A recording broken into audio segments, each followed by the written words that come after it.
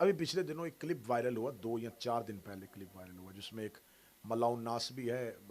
پاکستان میں، جس نے واقعہ کربلا کا سرے سے انکار کیا۔ یوسف بندیال بھی اس کا نام ہے، عطا اللہ بندیال بھی اس کا نام ہے۔ اس نے انکار کیا کہ واقعہ کربلا ہے ہی نہیں۔ اب ان چیزوں کا جواب دینا اس لیے ضروری ہو جاتا ہے کہ بعض لوگ ہمارے ہی اپنے احباب کہتے ہیں ضرورت نہیں ہوتی ان لوگوں کو جواب دے، اگر ان کو جواب نہیں دیں گے سوال زندہ رہے گا تو نسلیں گمراہ ہو جائیں گے۔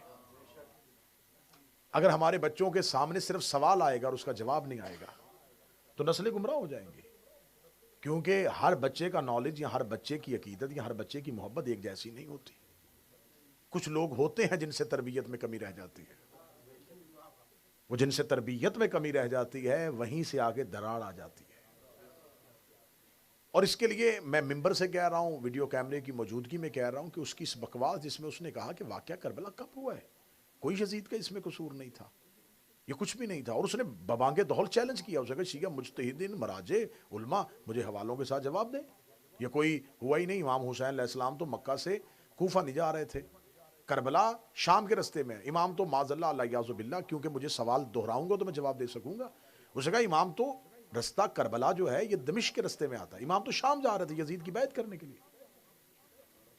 وہ تو امام تو جا رہے تھے رستے میں، وہ تو جا رہے تھے کہ میں یزید کی شام پہنچوں، میرے ساتھ دھوکہ ہو گیا ہے، کوفے والوں نے میرے ساتھ دھوکہ کر دیا ہے، اور کوفہ والوں کو پتا چلا کہ اگر حسین شام چلے گئے تو ہم تو پکڑے جائیں گے، تو انہوں نے رستے میں ابن زیاد کا لشکر بھی بہت دور تھا، عمر ابن سعد بھی بہت دور تھا،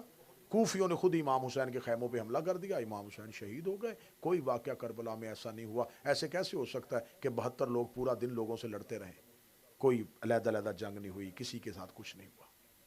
اس کا ویڈیو کلپ آنے کے بعد جو سب سے پہلا اس کا جواب دیا، بھی کیونکہ شیعہ عزاداری میں مصروف تھے، اس سے سب سے پہلا جواب پاکستان کے ایک دیوبند عالم دین مولانا طارق جمیل نے دیا۔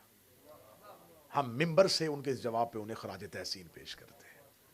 ہم قرض رکھنے والی قوم ہے ہی نہیں، ہم آج تک محمد بن ابی بکر کے مقروض۔ انہوں نے جواب دیا کیونکہ اس شخصیت کو پچھلے کئی دنوں سے کچھ عرصہ سے آپ نے دیکھا ہوگا کہ انہیں دیوبندی محافل سے نکالا گیا، انہیں تبلیغی محفلوں سے نکالا گیا، اور قصور یہ بتایا گیا کہ انہوں نے اپنی تقاریر میں علی کو مولا کہا ہے۔ تو میں نے شاید کسی جگہ ایک مجلس میں کہا تھا کہ مولانا طارق جمیل آپ کو پریشان ہونے کی بات نہیں ہے، علی کو مولا کہنے کی وجہ سے یہ نبی کے صحابہ کو بھی چھوڑ دیتے ہیں۔ آپ تو دیوبندی مکتب کے عالم دین ہے نا، جنہوں نے علی کو مولا کہا انہوں نے آج تک اس سلمان کو نہیں مانا، اس ابو ذر کو نہیں مانا، اس کمبر کو نہیں مانا، اس مقداد کو نہیں مانا، اس عمار کو نہیں مانا۔ تو علی کو مولا کہنا دنیا میں 2 چیزیں بڑی مشکل ہیں، علی کی ولایت اور زہرا کا حق۔ بس اس پہ آپ آتے صحیح تو آپ دیکھیں پھر دشمنوں کی لسٹ کتنی لمبی ہو جاتی ہے۔ تو پہلے تو میں اس پورے مجمع کی جانب سے امام بارگاہ دعائے زہرا نارتھ ہیمپٹن میں اس پورے مجمع کی جانب سے مولانا طارق جمیل کو ان کے اس جواب پہ خراج تحسین پیش کرتا ہوں، اور سیدہ کی بارگاہ میں دعا کرتا ہوں کہ مولا انہیں ایسے ہی راہ حق پہ استقامت اور اہل بیت کی وکالت کی مزید توفیق عطا فرمائے۔ انہوں نے نقشہ سامنے رکھ کے بتایا، ثابت کیا کہ کربلا دمشق کا رستہ نہیں ہے، انہوں نے باقاعدہ حوالوں کے ساتھ ثابت کیا۔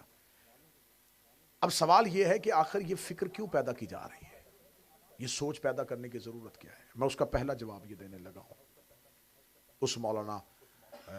عطا الرحمن بندیالوی کو یہ جواب دینے لگا ہوں کہ آپ آج 1400 سال کے بعد 2025 میں یزید کی حمایت کر رہے ہیں۔ جو کام یزید کے سگے بیٹے نے نہیں کیا وہ یزید کے ناجائز بیٹے کیسے کر سکتے؟